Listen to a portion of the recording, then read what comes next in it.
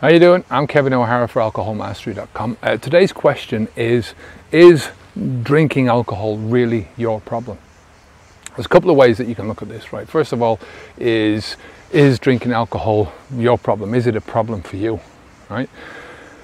I would maintain that anyone who drinks alcohol has got a problem, right? And once you accept that you've got a problem with putting a toxin into your body, then it's just a question of degrees, you know, how much of a problem have you got? It's the same thing when you're talking about eating junk food. I think anyone who puts junk food into their bodies has got a problem to one degree or another, right? It's just a question of how much of a problem have you got? How much junk food are you eating?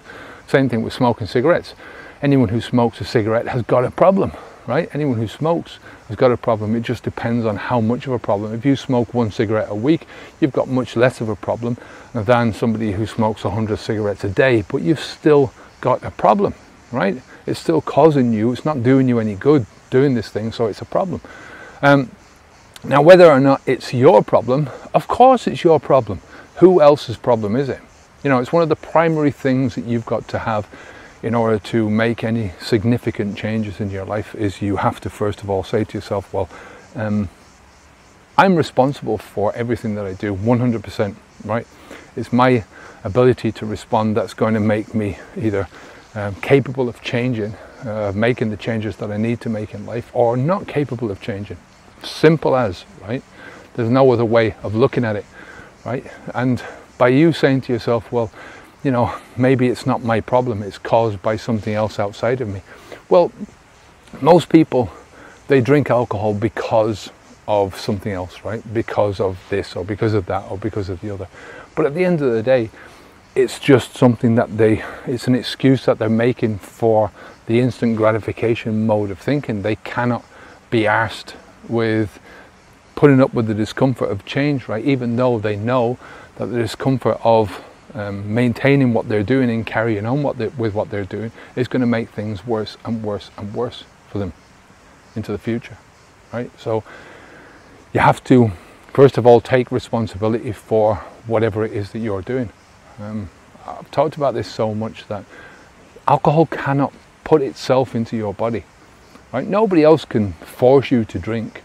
You know, they can you know, put pressure on you, you know, put peer pressure on you. They can, you know, like, come on, what are you talking about? Have a drink, you know. But at the end of the day, they can't force you to have a drink, you know, unless they literally hold you down and force it down your throat.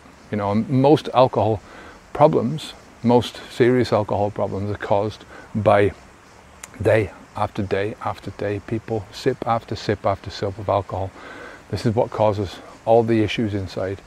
You know, this is what causes all the physical issues, this is what causes all the internal mental issues, and that in turn reflects on a person's life. You know, we've only got so much time in life, right? We've only got so much money, and if you're spending that time and that money on things that are doing you no good, right, that are detrimental for you, and then, you know, what else do you expect out of life? It's a problem. So, you know, for me, quitting drinking alcohol was one of the best things that I've ever done in my life, because it solved not just one problem of the physical pain that I was getting. My liver was swelling up, you know, I was just waking up during the night with a lot of anxiety, and, you know, at some stages I was waking up thinking I was having a bloody heart attack.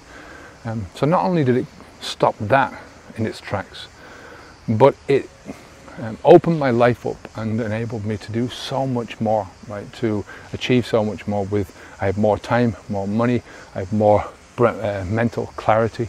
These are all things that, you know, once you have more of these things, these are the fundamental